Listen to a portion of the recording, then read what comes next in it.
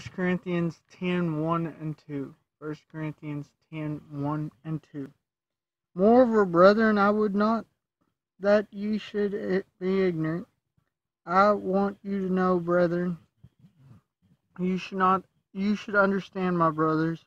I want you to know, fellow Christians. You know, we as Christians should be enlightening one another by Scripture. We should be sharing what God shares to us. Sometimes He'll give us personal revelation, which means that it applies to us, although this we should share, but what God has for us, like He's called me to be a preacher. That does not mean you should be a preacher. He told me, there's sometimes revelation that's specifically meant for us as individuals that we should share for other people to maybe encourage us or help us. Sometimes God will even let them see that about us. Sometimes He'll tell them about that before He reveals it to us. Or maybe He'll use them to reveal it to us.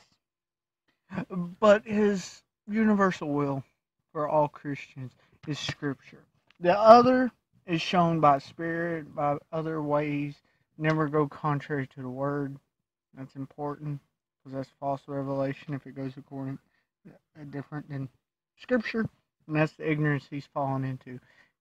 That they may be referring to, and he's saying, "Don't be ignorant. Don't. I'm going to make you know. I'm going to help you know.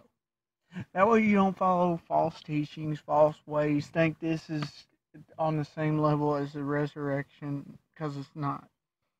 So here's the truth. How that our fathers who were under the cloud, protected by the cloud, God made them safe and guided them by sending a cloud ahead of them. That our fathers all marched out of Egypt under the pillar of a cloud." And so what this is referring to here is the Exodus. God followed the cloud. And the interesting, cool thing about this is they were always behind the cloud till Egypt came, and then the cloud, representing God, stood between Israel and Egypt as they went across the sea. We're preparing to. So it's like, okay, I'm leading you, but I'm not going to let you fall into hands.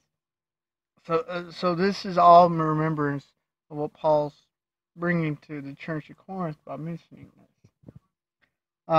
And who passed through the sea, went securely, passed safely, and all passed the Red Sea, while Egypt's army washed away. And that's part of the story. And that's part of the memory here.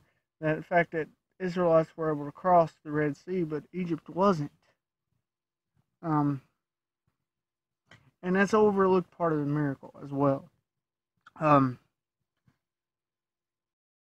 Oftentimes, the fact that Egypt's army was destroyed by this sea because of God's hand.